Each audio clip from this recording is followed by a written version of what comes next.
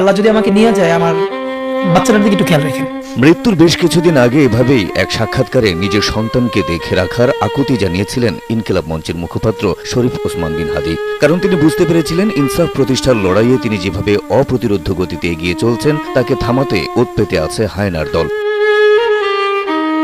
AB পার্টির সাধারণ সম্পাদক আসাদুজ্জামান ফুয়াদকে দেয়া এক সাক্ষাৎকারে হাদি বলেছিলেন, আমি নিজেকে আল্লাহর কাছে সঁপে দিয়েছি। মন খারাপ হয়, আল্লাহ যদি আমাকে কোনোদিন নিয়েও যায় তো এই ছেলে মেয়েগুলোর কি হবে? আমরাই নাম্বার ওয়ান।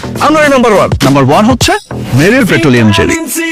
হাদি বলেছিলেন, আমি আল্লাহর কাছে সবসময় দোয়া করি, আল্লাহ আমাকে একটা সন্তান দিয়েছেন। 3 মাস ওর বয়স। আমার বাচ্চাটাকে 3 মাসে 30 মিনিটও আমি কোলে নিতে পারি নাই। আমার বাচ্চাটা তো আমি 3 মাসে 30 মিনিট কোলে নিতে পারি নাই। আমার ওয়াইফ খুব মাঝে মধ্যে আর কি মজা করে বাচ্চারে বলে, ইনকিলাব মঞ্চের মুখপাত্র তোমার সাথে দেখা করতে আসছে। এক পর্যায়ে হাদি বলেন, আমার এই প্রথম মনে হইল আমি আমার ভাইয়াকে বলি, ভাইয়া আল্লাহ যদি আমাকে নিয়ে যায় আমার বাচ্চাটার দিকে একটু খেয়াল রাখেন। কিন্তু এই কথাটা আমি আর বলতে পারি নাই। এই কথা বলেই সেদিন কান্নায় ভেঙে পড়েছিলেন হাদি। বৃহস্পতিবার রাত 9:30টায় হাদির মৃত্যুর খবর নিশ্চিত হওয়ার পর তাৎক্ষণিক ভাষণে প্রধান উপদেষ্টা ডক্টর মোহাম্মদ ইউনূস সরকারের পক্ষ থেকে হাদির স্ত্রী সন্তানের দায়িত্ব নিয়েছেন। হয়তো আরো অনেকেই এগিয়ে আসবেন হাদির পরিবারের পাশে দাঁড়াতে, কিন্তু আর এমনি করে কখনোই বাবার কাঁধে ওঠে নির্মল আনন্দে ভাসবে না ওসমান হাদির অবুঝ সন্তান।